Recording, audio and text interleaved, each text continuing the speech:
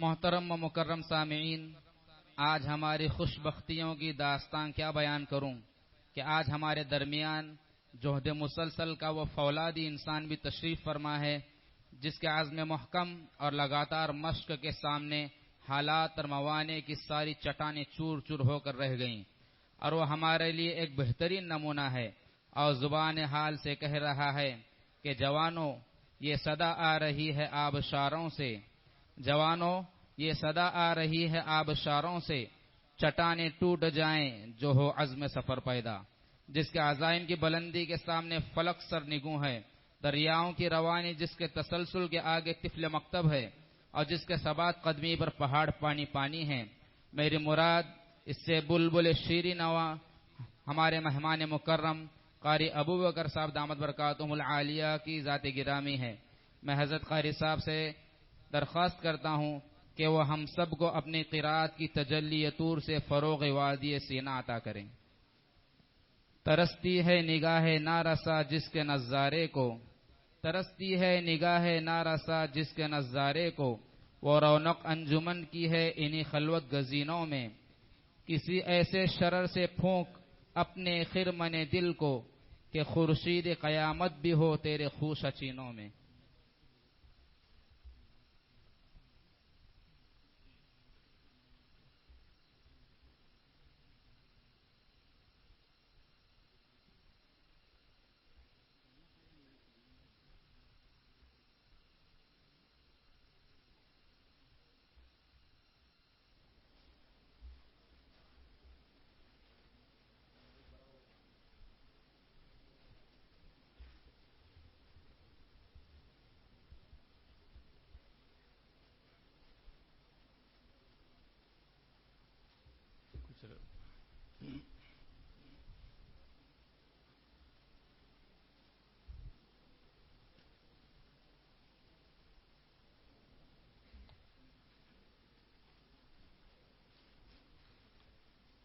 أعوذ بالله من الشيطان الرجيم.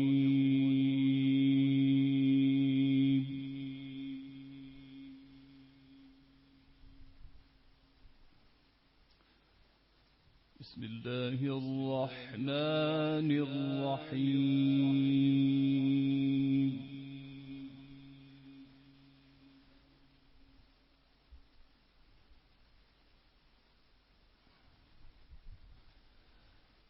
نحن خلقناكم فلولا تصدقون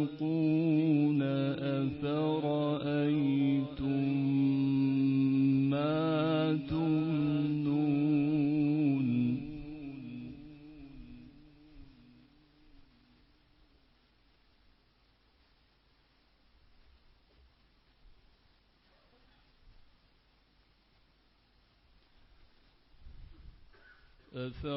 أفرأيتم ما تمنون أأنتم تخلقونه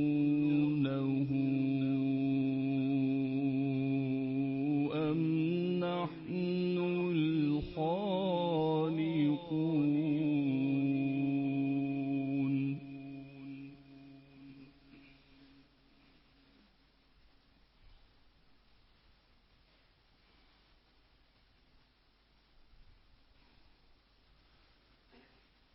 نحن خلقناكم فلولا تصدقون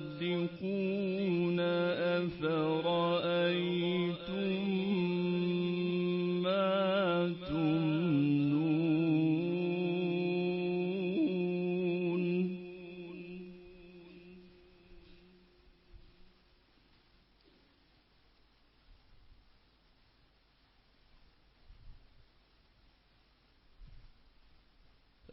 أفرأيتم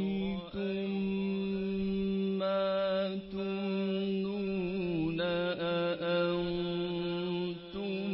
تخلقونه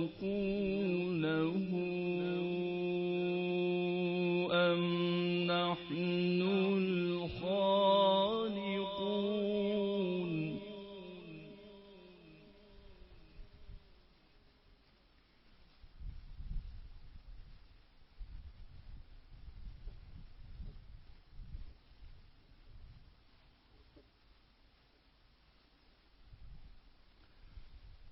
نحن قدرنا بينكم الموت وما نحن بمسبوقين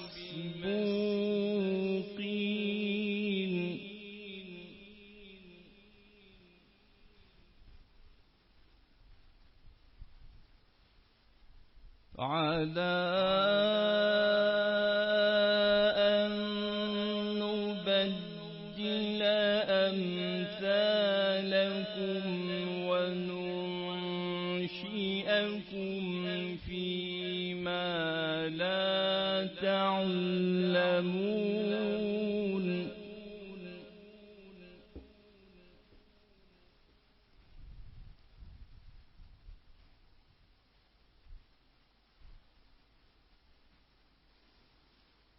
نحن قدرنا بينكم الموت وما نحن بمسبوقين على أن نبدل أمثالكم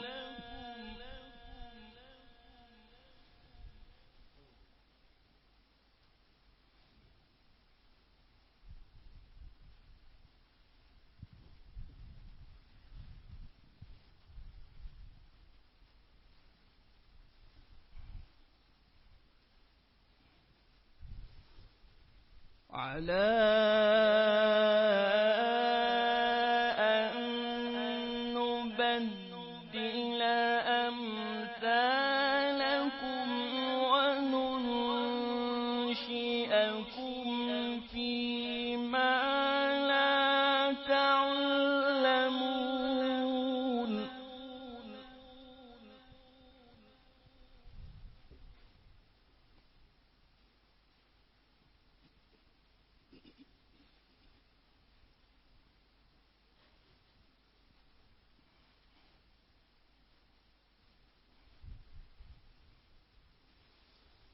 نحن قدرنا بينكم الموت وما نحن بمسبوقين على أن نبدل أمثالكم وننشئكم فيما لا تعلمون ما شاء الله.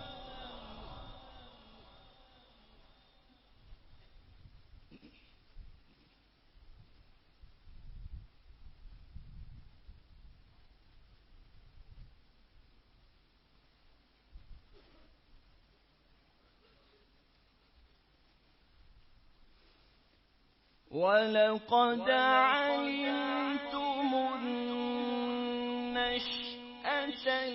الأولى فلولا تذكرون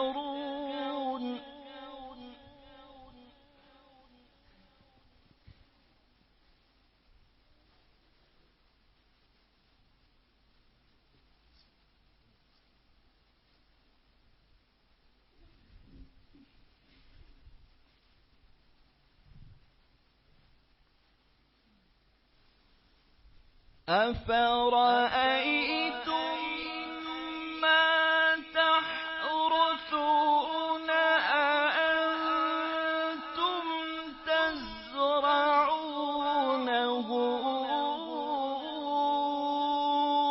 أم نحن الزارعون لو نشاء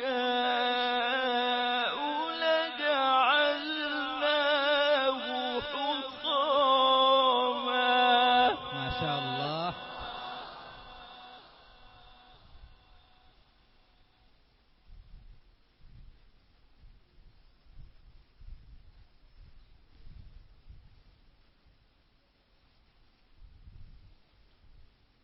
لو نشاء لجعلناه حطاما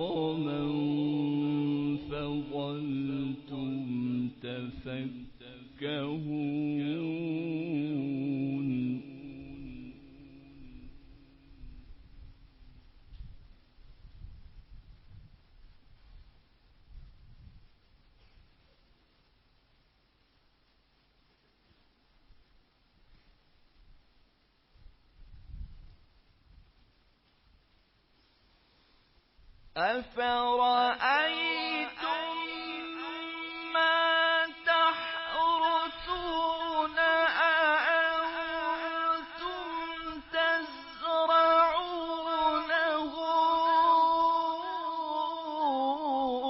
أم نحن الزارعون لو نشاء لجعلناه حطاما. ما شاء الله، ما شاء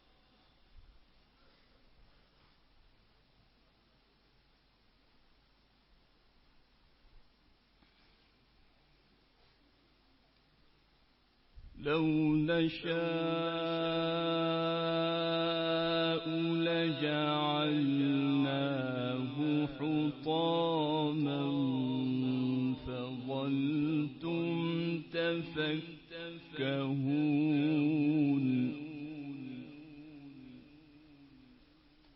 إنا لمغرمون بل نحن محرومون.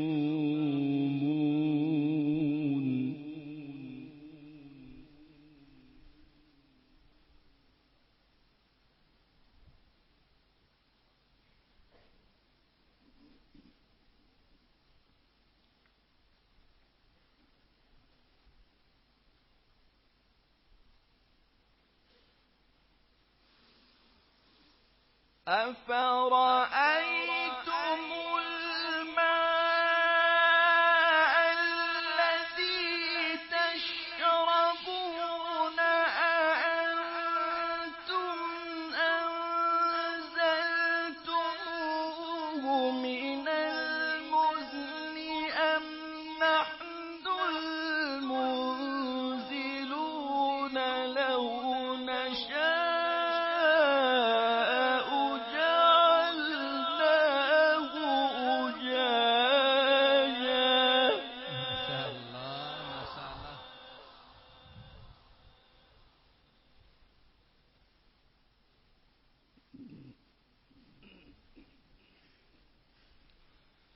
لو نشاء جعلناه أجاجا فلولا تشكرون.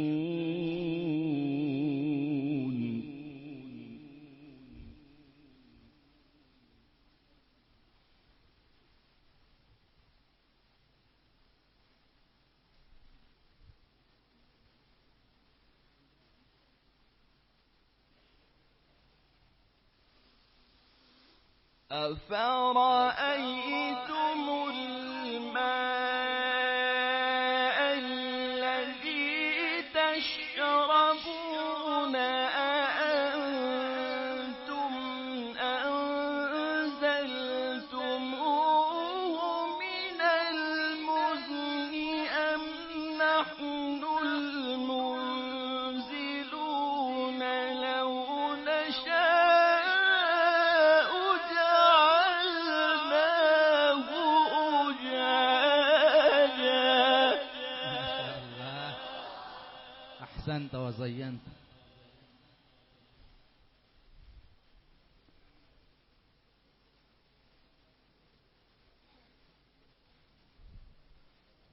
भाई तलबा खामोश रहें, कुरान करीम की तिलावत हो रही है। لو نشاء جعلناه أجاجا فلولا تشكرون.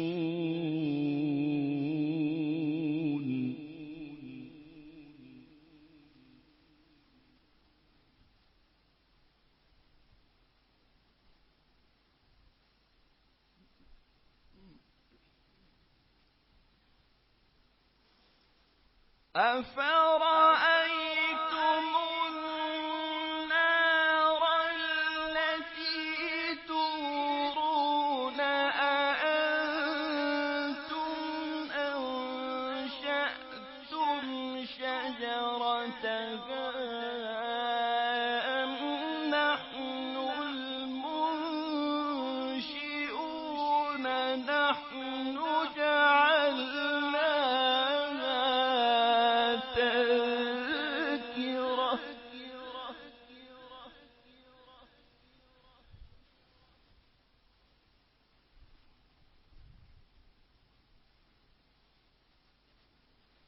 نحن جعلناها تذكرة ومتاعا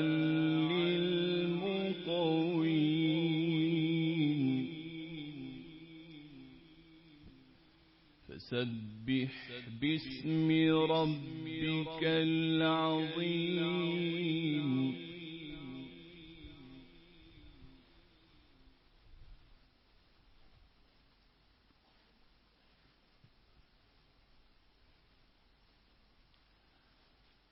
بسم الله الرحمن الرحيم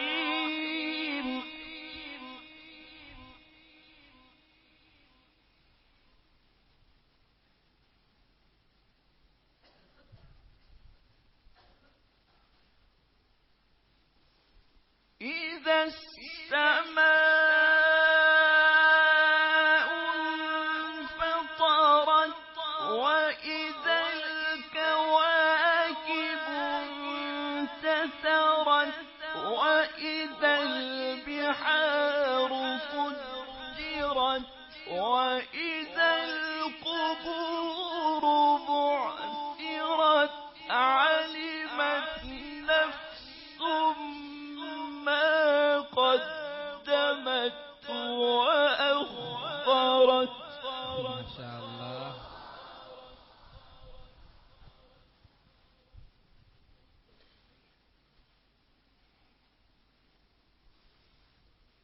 يا أيها الإنسان ما غرك بربك الكريم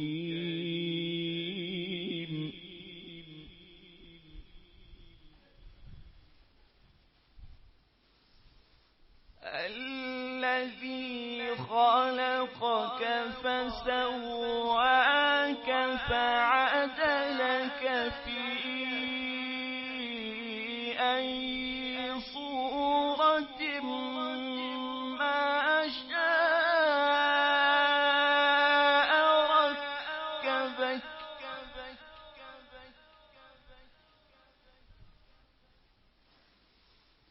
كلا بل تكذبون بالدين وإن عليكم لحافظين كراما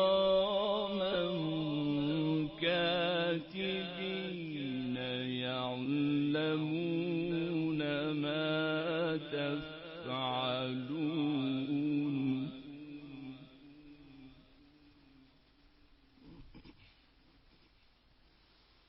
إن الأبرار لفي نعيم وإن الفجار لفي جحيم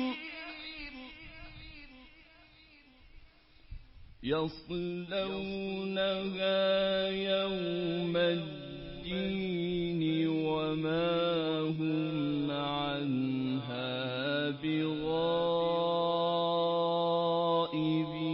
بغائبين.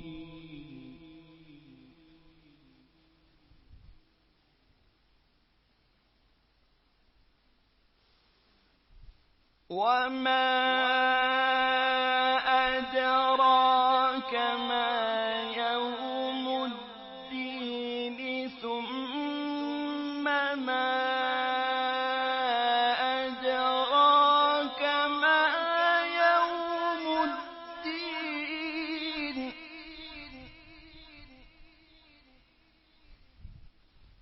وما أدراك ما يوم الدين ثم ما أدراك ما يوم الدين يوم لا تملك نفس لنفس شيئا والأمر يومئذ لله صدق الله العظيم.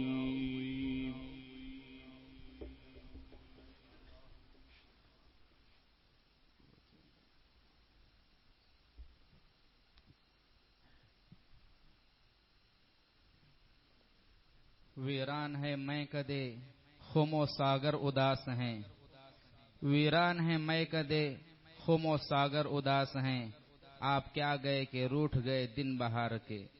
ماشاءاللہ قاری صاحب تلاوت کر رہے تھے۔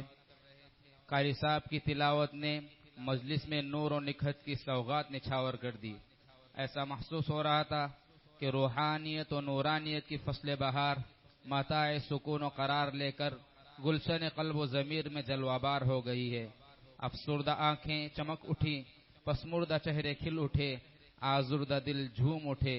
جی تو چاہ رہا تھا کہ حضرت قاری صاحب قرات کرتے ہی رہیں، لیکن تنگی وقت نے موقع نہ دیا۔ تشنگی جم گئی ہونٹوں پر پتھر کی طرح، تشنگی جم گئی ہونٹوں پر پتھر کی طرح، ڈوب کر بھی تیرے دریا سے میں پیاسا نکلا۔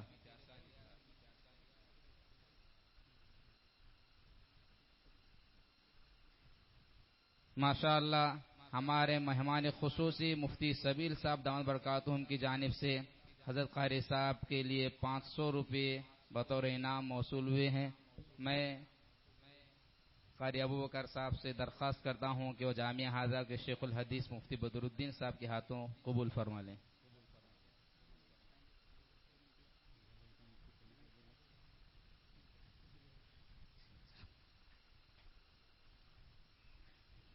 اب میں تاثرات پیش کرنے کے لیے دعوت دیتا ہوں جامعہ ڈھابیل کے مؤقر استاد تجوید اور جامعہ ہاضہ کے ناظم تجوید استاد مکرم قاری رضوان صاحب زید مجدہ کو کہ قاری صاحب تشریف لائیں اور اپنے قیمتی تاثرات پیش کریں۔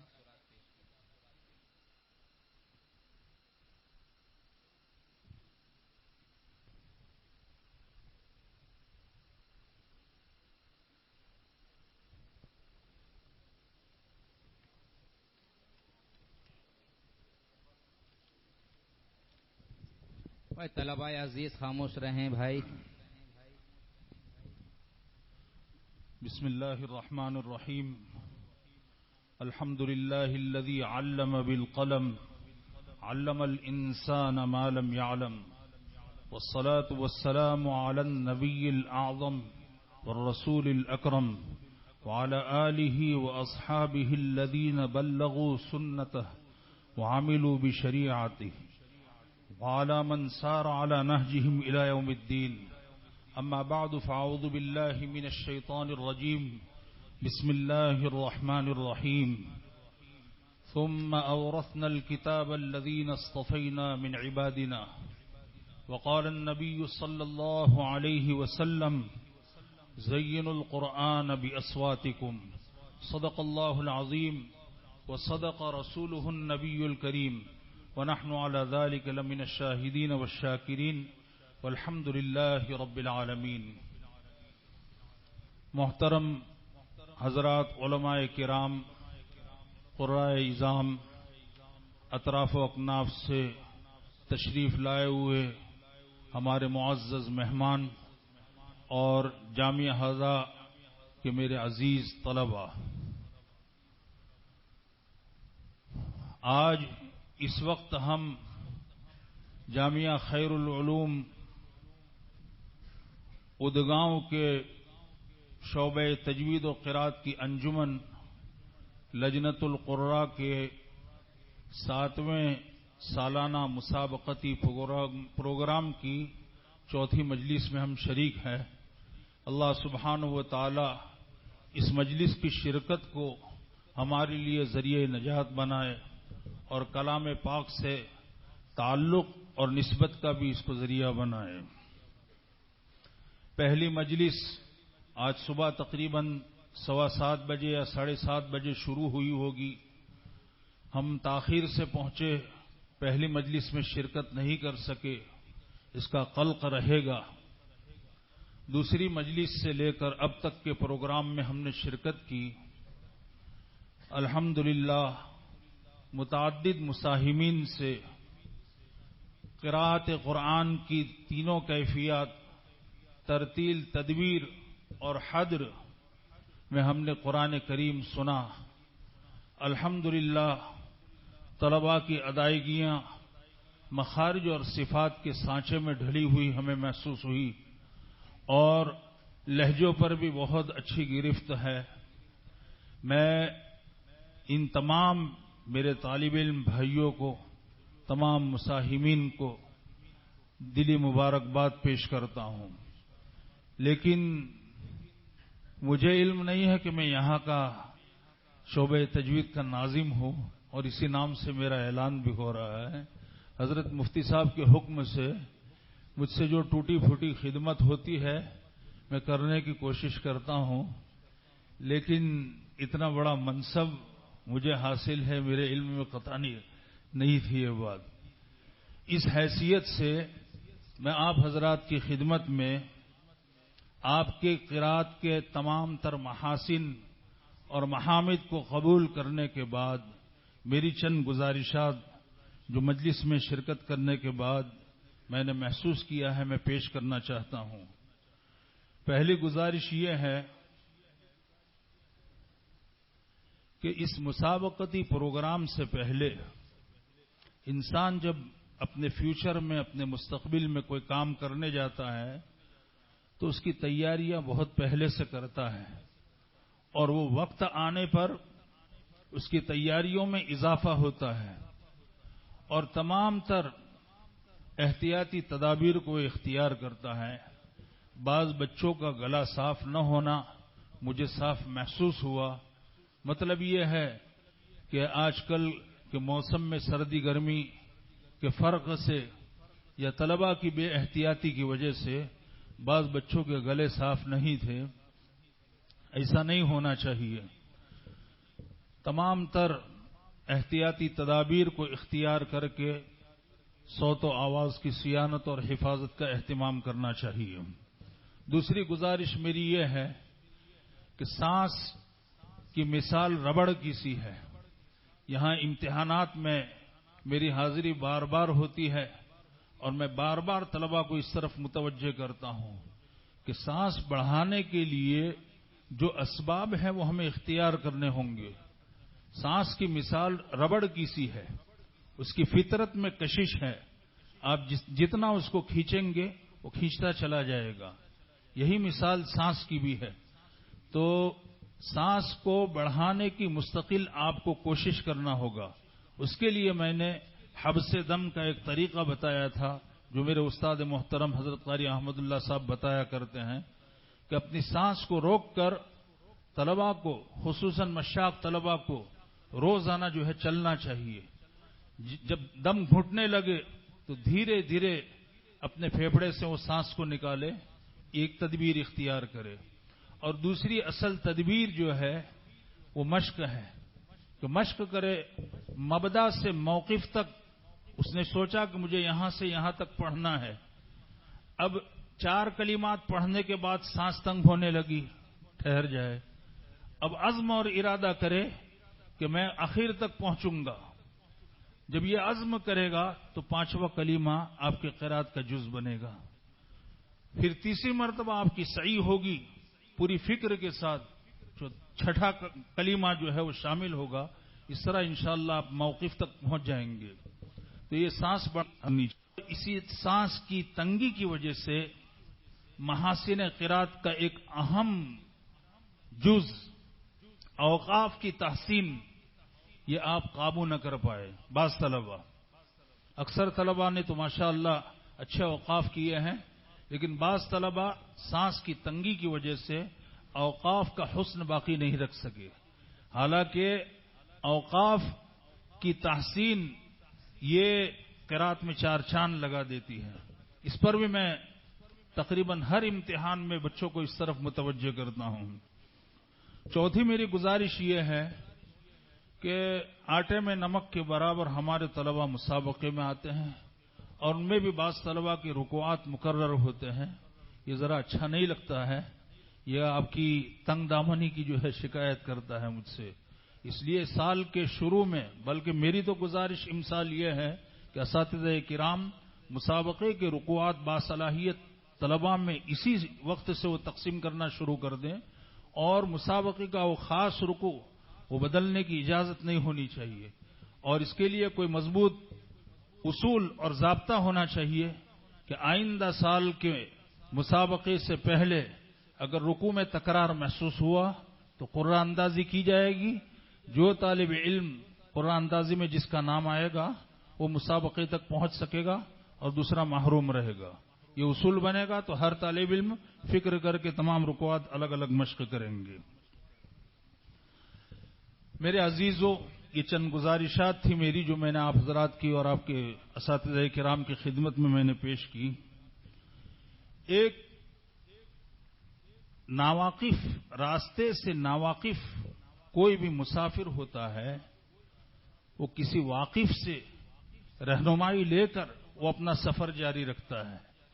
اس لیے میں تمام طلباء سے گزارش کروں گا کہ آپ رکوع کا جو انتخاب کریں تو اس میں اپنے اساتذہ کرام سے ضرور مشورہ لیں کہ میں کون سے رکوع کو پڑھوں، کون سے رکوع کی مسابقے کی نیت سے میں تیاری کروں۔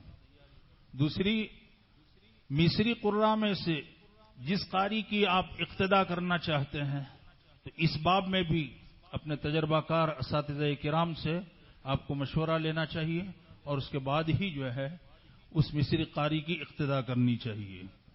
میں اس موقع پر آپ کے تمام اساتذہ کرام کی خدمت میں بھی قلبی تہنیت پیش کرتا ہوں کہ ہمارے ان نونہالوں کو نوازنے کے لیے انہوں نے جان توڑ کوششیں کی اور تن من کی بازی لگا دی اور پوری دلسوزی اور دلچسپی کے ساتھ اور ان بچوں کے ساتھ حقیقی اولاد کی طرح خیر خواہی کا معاملہ کیا ہے۔ اللہ سبحانہ و تعالی آپ کے اساتذہ کرام کو اپنی شان شان اس کا بہتر سے بہتر بدلہ عنایت فرمائیں۔ میرے بھائیوں، اس زمانے میں الحمدللہ اسباب اور وسائل کی کمی نہیں ہے۔ اگر آپ حضرات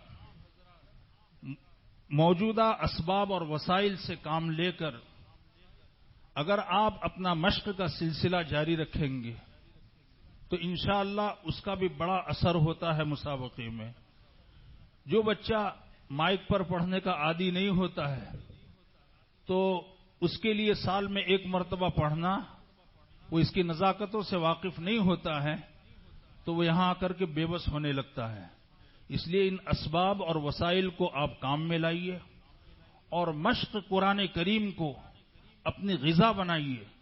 جس طرح انسان غذا کو ہر روز لیتا ہے، اسی طرح مشق، طالب علم جس میں مشق کا ذوق ہے اس کو ہر روز مشق کو اپنی غذا بنانا چاہیے۔ اگر آپ اس طرح نہیں کریں گے تو اس جامعہ کی فضا جو ہے بے رونق رہے گی۔ ہم کسی باغ میں چلے جائیں اور باغ میں داخل ہونے کے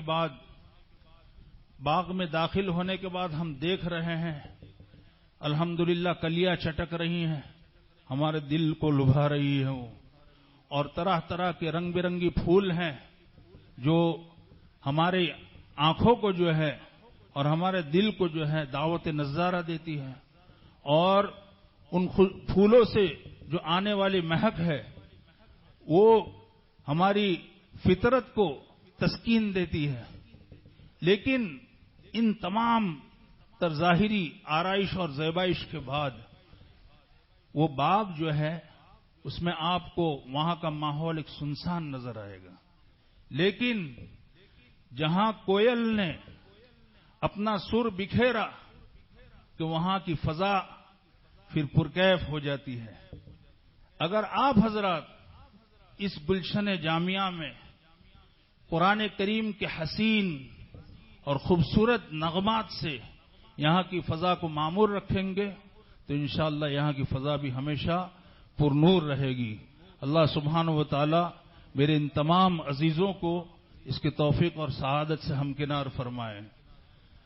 میرے استاد محترم حضرت مولانا قاری احمد اللہ صاحب دامت برکاتہم العالیہ نے سفر سے پہلے ڈابھیل میں مجھے آپ کے محتمم صاحب کی موجودگی میں ایک تاکیدی حکم دیا کہ میں حضرت کے 3 پیغامات دارالعلوم شیرولی میں بھی سامعین کے حضور پیش کروں اور یہاں بھی شرکاء اجلاس کے سامنے پیش کروں۔ اس لیے حضرت کے حکم سے میں 3 حضرت کے پیغام آپ کی خدمت میں پیش کرنا چاہتا ہوں۔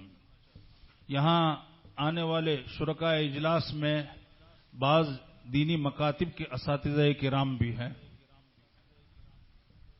امت کا ایک بہت بڑا طبقہ وہ اپنی پیدائش کے بعد، جنم لینے کے بعد وہ کسی ادارے کا تو درکنار مکتب کا بھی منہ نہیں دیکھتا۔ مکتب میں آنے والے بچوں کی تعداد بمشکل 50، 60 یا بہت تو 70% کہہ سکتے ہیں ہم۔ اتنے فیصد امت کا طبقہ جو ہے وہ مکتب میں آتا ہے۔ اگر ہم مکاتب سے قرآن کریم کی تصحیح کا اہتمام نہیں کریں گے تو پھر دینی مکاتب سے اسلامی جامعات کا رخ کرنے والے بچوں کی تعداد آٹے میں نمک کے برابر بھی نہیں ہوتی ہے۔ تو کیا باقی جو طبقہ رہ گیا، جو مکتب پڑھ کر کے جس نے تعلیم ترک کر دی، اسلامی جامعات میں داخل نہیں ہوئے، کیا وہ زندگی بھر قرآن کریم کو غلط پڑھتے رہیں گے؟ طریقہ نزول کے خلاف وہ پڑھتے رہیں گے؟ ہمارے آقا صلی اللہ علیہ وسلم نے جس طرح صحابہ کو پڑھایا اور آپ صلی اللہ علیہ وسلم نے جس طرح خود پڑھا اس کے خلاف وہ بچے پڑھتے رہیں گے۔ اس لیے دینی مکاتب کے اساتذہ کرام کی ٹھڈیوں میں ہاتھ ڈال کر میں بادب درخواست کرتا ہوں کہ دینی مکتب میں داخل ہونے والے ہر بچے کا قرآن کریم ہم زیادہ سے زیادہ صحیح کرنے کی فکر کریں۔ اگر خود طریقہ تدریس اور تعلیم سے ناواقف ہے تو برائے کرم وہ چند مہینے ٹریننگ لے لے کسی تجربہ کار سے اور اپنا قرآن کریم جو ہے خود صحیح کر لے اور پھر اس کے بعد بچوں کو صحیح تعلیم دے۔ اللہ تعالیٰ دینی مکاتب کے اساتذہ کو اس کی توفیق اور سعادت عطا فرمائے۔ دوسرا پیغام حضرت کا یہ ہے کہ قرآنی علوم، اسلامی علوم کا اکثر حصہ، اسلامی لٹریچر کا اکثر حصہ زبان عربی میں ہے۔ قرآن کریم جو تمام علوم کا سرچشمہ ہے عربی زبان میں ہے، تو عربیت سے اگر ناواقفیت ہوگی تو قرآن کریم کا سمجھنا دشوار ہو جائے گا۔ اس لیے حضرت نے آپ حضرات کی خدمت میں، یعنی دینی مکاتب کے اساتذہ کرام کی خدمت میں یہ گزارش بھی کی ہے کہ وہ زبان عربی کو مکتب کے سکھانے کا کوئی نیا نظام بنانا شروع کر دیں۔ حضرت نے یہ فرمایا ہے کہ میں انشاءاللہ ان تمام حضرات کے لیے دعا کرتا ہوں اور کرتا رہوں گا کہ اللہ تعالیٰ ان کے لیے اس چیز میں آسانی پیدا فرمائے۔ یہ چیز بہت ضروری ہے کہ ہم چھوٹے چھوٹے بچوں کو دیکھتے ہیں کہ جو اصول سے ناواقف ہیں لیکن زبان بول لیتے ہیں، انگریزی بول لیتے ہیں، ہندی بول لیتے ہیں، مراٹھی بول لیتے ہیں۔ اس طرح جو ہے زبان عربی یہ بھی جو ہے بچوں کو سکھانا چاہیے تاکہ وہ اپنے فیوچر میں سرچشمہ علوم قرآن مقدس کو سمجھنا ان کے لیے آسان ہو جائے۔ تیسرا حضرت کا پیغام یہ ہے کہ اسلامی جامعات میں کتب درسیہ پڑھانے والے اساتذہ کرام، بطور خاص ادب عربی پڑھانے والے اساتذہ کرام، وہ زبان کا تو خیال رکھتے ہیں لیکن صحیح تلفظ کا وہ خیال نہیں فرماتے، اور اس کی وجہ سے طلباء کی توجہ اس طرف نہیں ہوتی ہے۔ عام طور پر شعبہ تجوید و قرات میں پڑھانے والے اساتذہ کرام، یہ حدیث شریف تفسیر پڑھانے والے اساتذہ کی نسبت ان کی علمی صلاحیت، علمی قابلیت کسی درجے میں کم ہوتی ہے، اور یہ مثقف برادری اگر الفاظ کی تصحیح کا اہتمام نہیں کرے گی اور طالب علم ضربہ میں ضاد کو زا بولتا ہے اور استاد نہیں ٹوکتا ہے تو حضرت فرماتے ہیں کہ بہت بڑا طبقہ اسلامی جامعات میں بھی ایسا رہ جائے گا جس کا تلفظ صحیح نہیں ہو سکے گا۔ حضرت کا منشا یہ ہے کہ جوہر باقی رہے۔ ضربہ میں جو مادہ ہے ضاد را با، تینوں حرفوں کا وہ تلفظ صحیح کرے۔ اسی طریقے سے سمیع میں سین میم عین ہے تو سین کو شین نہ پڑھے اور عین کو حمزہ نہ پڑھے۔ اس کا اہتمام اساتذہ کرام اگر کریں گے اور اس پر روک ٹوک کریں گے تو انشاءاللہ طلبہ جو ہے عربی کتب کی عبارت خوانی میں اس کا اہتمام کریں گے تو ان کی زبان مزید صاف ہوں گی۔ اللہ سبحانہ و تعالی ہمیں حضرت کے ان پیغامات پر عمل کی توفیق اور سعادت عطا فرمائے۔ میں آخر میں پھر سے ایک مرتبہ تمام مساہمین بلکہ ان تمام طلباء کی خدمت میں پھر سے قلبی تہنیت پیش کرتا ہوں جنہوں نے اس فائنل مسابقتی پروگرام میں شرکت کی غرض سے محنتیں کی ہیں، اور بالخصوص آپ کے اساتذہ کرام، یہاں کے انتظامیہ اور یہاں کے اکابر اساتذہ کہ جن کے مجالس میں شرکت کرنے سے ہمارے ان بچوں کی جو ہے ڈھارس بنتی ہے، آپ تمام حضرات کی خدمت میں دلی مبارکباد پیش کرتا ہوں اور دعا کرتا ہوں کہ اللہ سبحانہ و تعالی آپ کو علوم نافعہ، اعمال صالحہ اور اخلاق فاضلہ سے آراستہ فرمائے اور اس معیار اور اس جامعہ کے تعلیمی اور تربیتی معیار کو مزید بلندیاں نصیب فرمائے۔ وآخر دعوانا الحمدللہ رب العالمین۔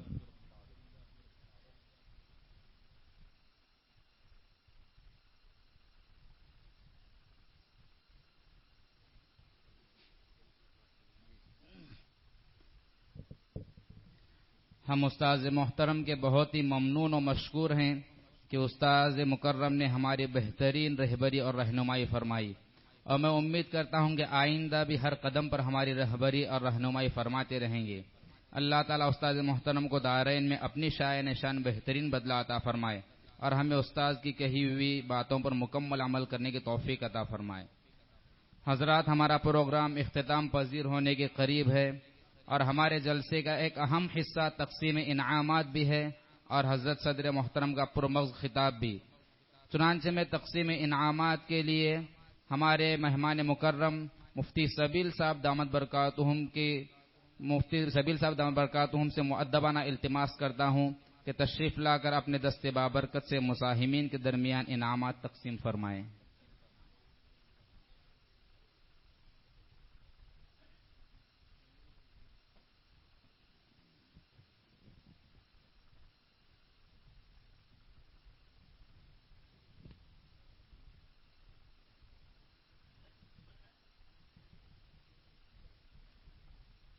بسم اللہ الرحمن الرحیم۔